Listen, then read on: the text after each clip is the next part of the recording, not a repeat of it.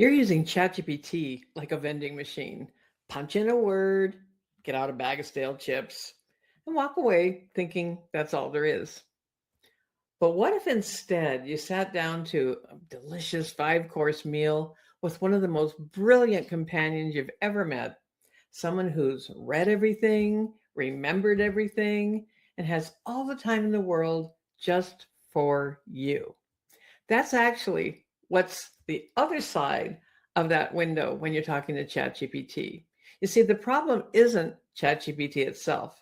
The problem is we were trained by Google to ask small questions and walk away.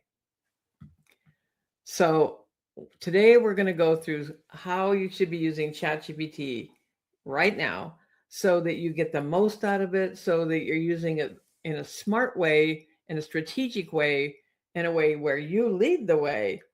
And so we're going to start with, which model do we use? So I'm going to go do a screen share. Let's go right here. And we're in my ChatGPT account. And one of the things you're going to notice is which model. And let's move us over here. So let's just going to say you're going to have a new chat and you're starting here. And if you go over here to the right, so you've opened your ChatGPT window. And up here, I want to show you how you can close the sidebar if you don't want to see all your conversations or don't want to share all your conversations. You can open and close right there, just like a little sliding window. But let's talk about the model, because right now it says select model. It says medium. We're going to choose medium and GPT 5.5. We don't need any of these older models right here. This is the newest one, 5.5. And the reason we're going to choose medium is because it's going to show you a little bit of its thinking, but it's going to move along pretty quickly. If you want it, high is going to be slower. Instant is going to be not really giving too much thought. So we're going to just strike a happy medium, and we're going to go right there with medium. This is the one I keep mine set to. And my recommendation, just leave it on medium. It handles almost everything. Now, here's something else that most people don't realize. I don't know about you, but having to type everything into this little prompt box and be really thinking about it, it just slows you down. And so you don't have to type. Let's take a look at this little microphone right here. When you hover over it, you're going to see it actually says dictate, right? And so most people don't even try it, but let's do that. Hit it and start talking. And as you start talking, there you go. There's your little sound waves moving along, just showing that you are talking. And we're going to have it transcribe, and then you will see the words on the page. Now, the main thing is don't hit the X, because you see when you cover over the X, it says cancel dictation. We want the check mark for the dictation. We're going to click that. Now it's turning. There's everything we just said. Didn't say anything too earth-shaking, but it's everything you just said. As you start talking, there you go. There's your little sound waves, everything I just said. Now you're going to hover over the send prompt, hit that arrow. There is everything you just said. You just talked it. And look, it's answering. See, and here's what I meant about the kind of medium thought for a couple of seconds. It's going to show you its process. Sounds like you're walking someone through how to use dictation. Don't hit the X, hit the check mark. Here's a cleaned up version. And it showed me exactly how I said that to you. You can copy your response anytime you're talking to ChatGPT right here. You can share it. You can try it again if you don't like what you got. Here's some more actions. We don't need any of these except possibly this one. This is one that a lot of people miss. And if you have trouble vision-wise, my husband's legally blind, so we use a lot of audios. And on the 3 dots, you can choose read aloud. So let's try that. This sounds like you're walking someone through how to use dictation and explaining the most important part. Do not hit the X, hit the check mark. Here's a cleaned up version you could use. As you start talking, you'll see the little sound waves moving along. So that's how you get Chat to read aloud to you. And I did have a funny thing happen with the audio. I use something called Wispr Flow. And you can also set up buttons on your keyboard on your computer for audio. But the easiest way, the fastest way, is just use what's built right into ChatGPT.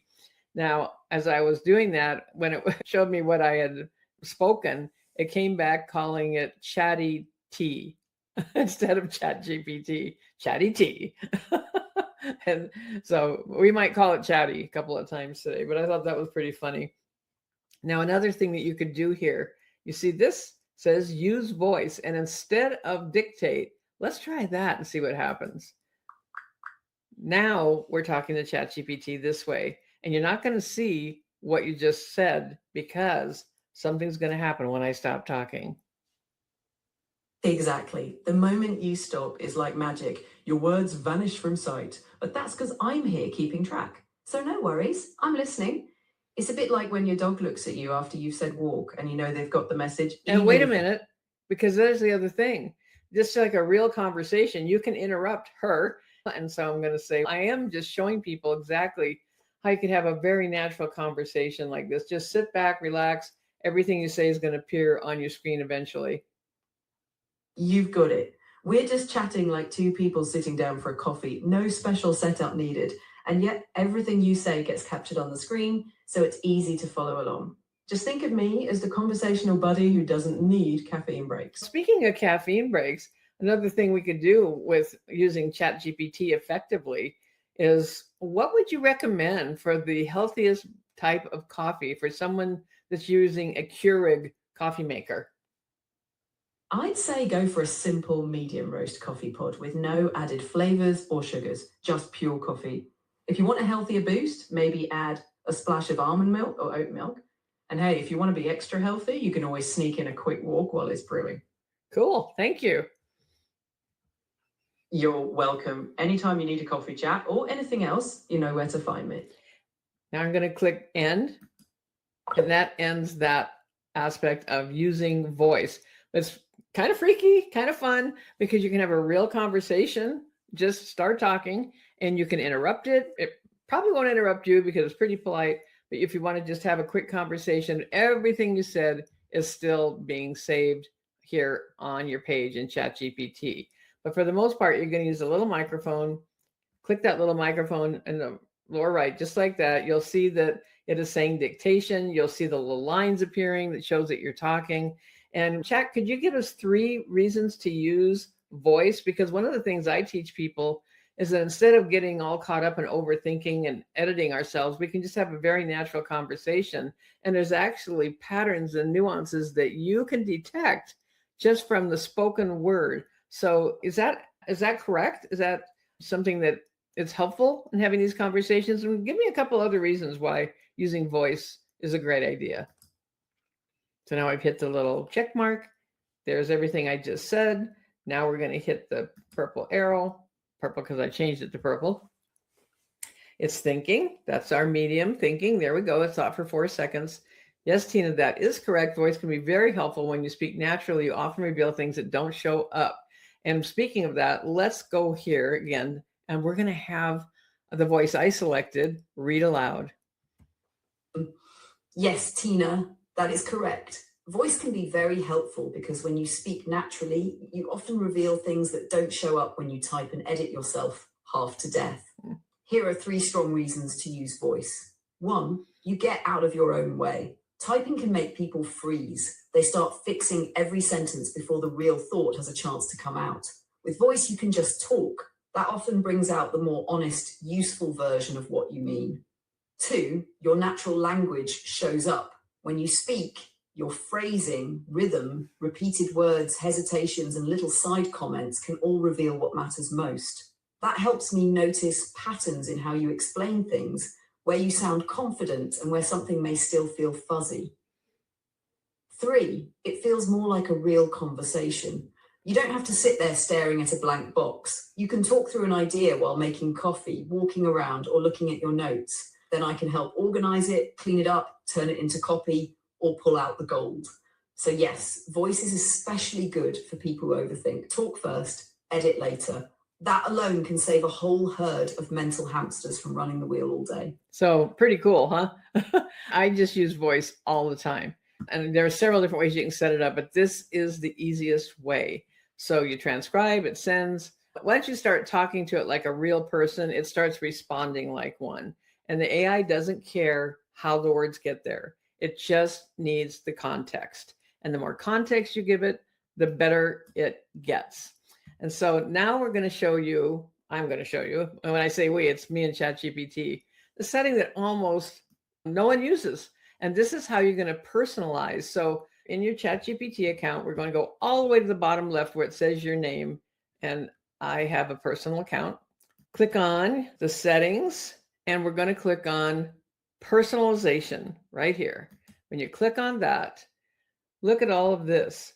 I just keep mine at the default of warm, enthusiastic, that type of thing. You can use emojis if you want, but here's where it gets really good. Custom instructions. In the custom instructions, we have about 1,500 characters or so. And here's some of my custom instructions. Conversational tone. You can call me Tina. Write in a natural way. Use I and you to create a direct, intimate conversation. Avoid technical terms, action-oriented conclusion, use real-life scenarios. I've given it quite a bit. I highly recommend you set up your custom instructions.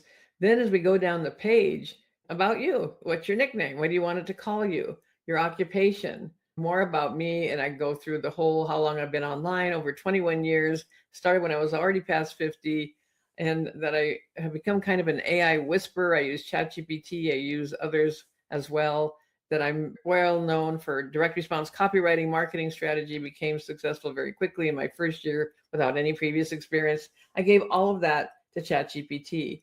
Then click on enable memory. Now, if you turn it off, it's going to just go by what you're talking about right at the moment. But I keep mine on because I want it to be able to refer back to things that we've talked about. And this is one of the things ChatGPT excels at. And you have a memory summary, you can manage that, and it will give you an overview of everything that you've told it in its memory. And so you can decide if you want to update that, it'll just change that. And then be sure you hit save. Custom instructions are saved. So this is something that is going to help it with your communication style, the facts about yourself, writing those custom instructions that are going to apply to every single chat you have with it. This is how ChatGPT actually remembers you, and genuinely does this better than any other AI tools that I use. And you set it up once, it gets smarter about you every day, and it actually remembers. Okay. So then there's another feature a lot of people don't know about, and that is the search bar. So in your ChatGPT, in the left-hand margin, under new chat, there's a little magnifying glass and search chats. And here's what we just talked about, dictation instructions and some other things that I've been talking about lately. And so you can put in a word. Let's put in one for copywriting. And here's a whole bunch of conversations that we've had about copywriting. Type any word or topic of something you've talked about, and it's all going to appear right there. This is your personal knowledge base, and it's building every single time you have a chat with ChatGPT. Now, the other thing I want you to do before you do anything else, I want you to get the ChatGPT desktop app. Get it off your browser, okay? Because right now your AI could be hiding in one of 1,000 tabs that you have open. You want to give it its own window, and it changes how you use it. So every time you use it, it's just there for you. It's not buried amongst a lot of other things. Just type in ChatGPT desktop app. The OpenAI page will come up and show you exactly what to hit for Windows or for Mac. It's very easy. And then it's always living right on your desktop. Now, there's one more thing I want to show you, and that is in settings again. So we're going to go back down to the bottom on the left-hand side. Click here on your name, and here on the little cog wheel, click settings. And this is very, very important. We want to go to data controls right here, data controls. Click on that. And at the very top, it says improve the model for everyone. And you can click it on or off. And we don't need to improve the model for everyone, because what does that mean? It means that it's using what you're writing to help train AI for everybody else. If you turn it on, that's what it's going to do. Now I have it on, but I'm turning it right back off. There we go. Turn it off. Done. So turn that off, okay?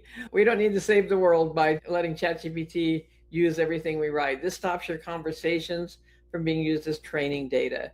And especially important if you're going to do any kind of client work, right? because that's where you might be working in ChatGPT. If you're a copywriter, any reasons where you might be using ChatGPT, you don't need to have it training on any of that. I'm just going to show you really quickly a couple of other things so that when you have your ChatGPT open, you're going to always start with a new chat. You can search the chats.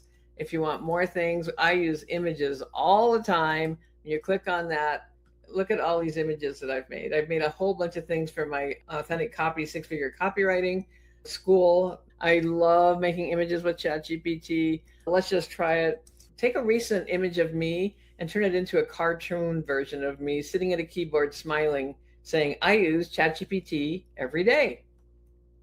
And let's see what we get. So I'd like you to just take the most recent image you have of my face and turn it into a cartoon version of me sitting at a purple computer and smiling and saying, I use ChatGPT every day.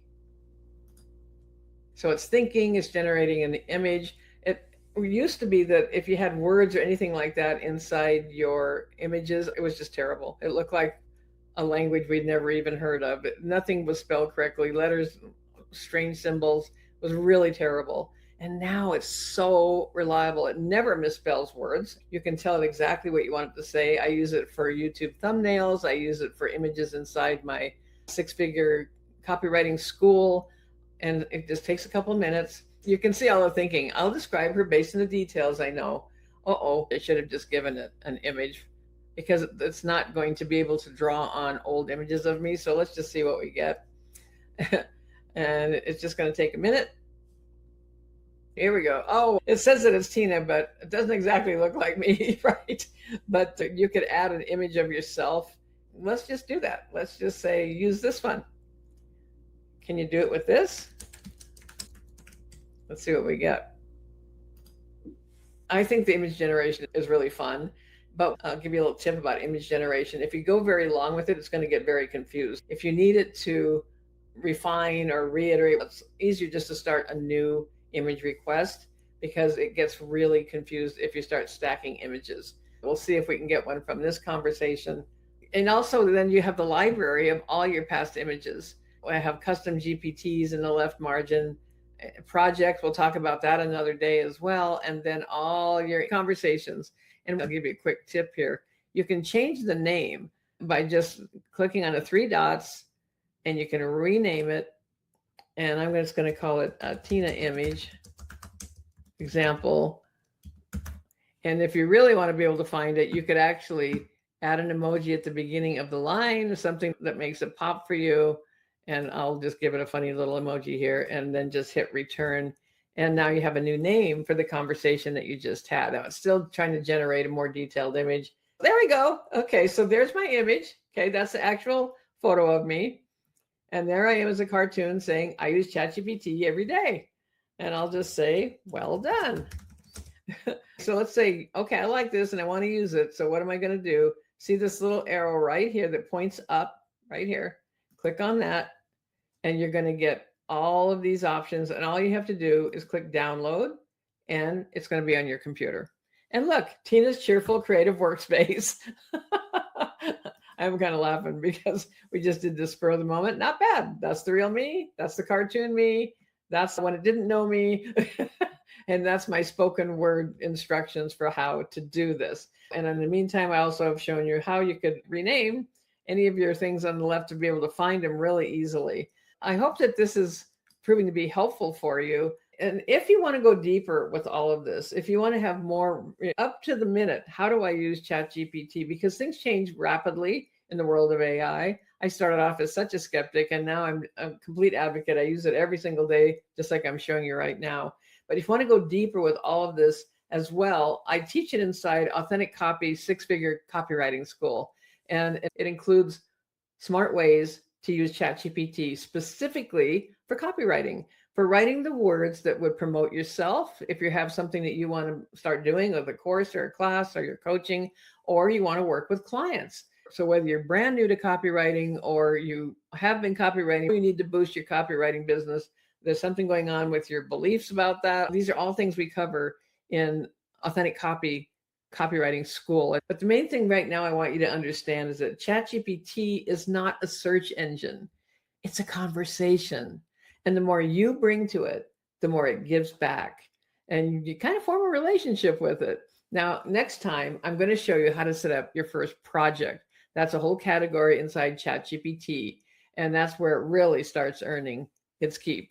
I've been online for 21 years, and my mission is to show you that it's never too late to learn something that changes your life, that helps you keep up with what's going on in the world. And if you want to go deeper with this, including learning to write copy and use ChatGPT together, the link to Authentic Copy Six-Figure Copywriting School is in the description. If you have any questions, please don't hesitate to post them. I'm happy to answer them. If there's a topic about ChatGPT that you'd like me to explore further, let me know. And don't forget to like and subscribe and come back for next time. I've got so much content here on this channel and tips about copywriting, tips about mindset shifting and the marketing and how you can get started no matter what. I was already past 50 when I first discovered copywriting, didn't even know what it was until then, and turned it into a life-changing event as I learned the skill. And now it's my mission to help you do that as well, if that sounds good to you. This is Tina Lorenz. I want to thank you for being here today. And I will be talking to you again soon. Bye for now.